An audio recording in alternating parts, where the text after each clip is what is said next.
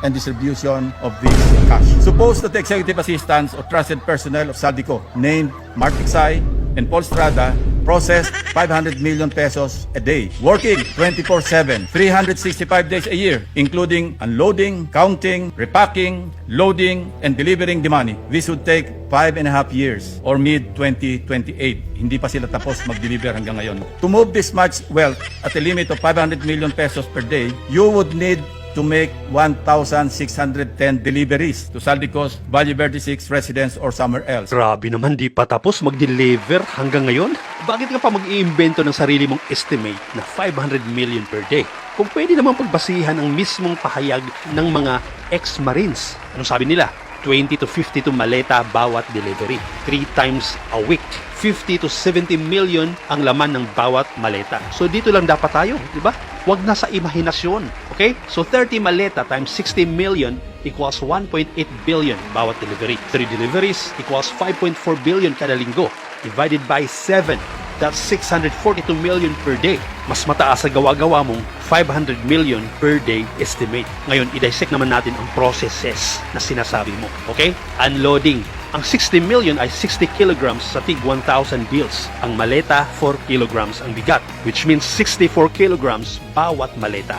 Kaya bang buhati ng Marines ang tig 64 kilograms na 30 maletas? Dating Chief PNP ka? Alam mo na ang sagot. Mga trained combat soldiers yan.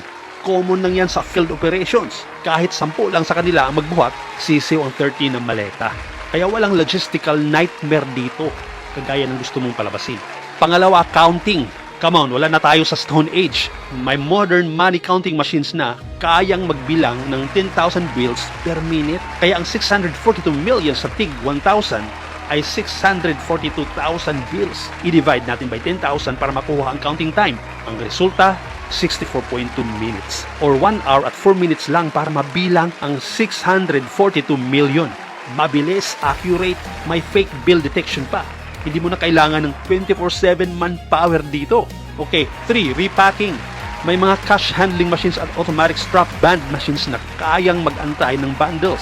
Kayang i-repack ang 642 million in 2 to 5 hours. Sa dami ng perang involved sa nakawang ito, mga ganitong machines pa ba ang titipirin nila? Okay, so loading and delivering. Gaya rin ng unloading. 30 maletas na tig 64 kilograms each.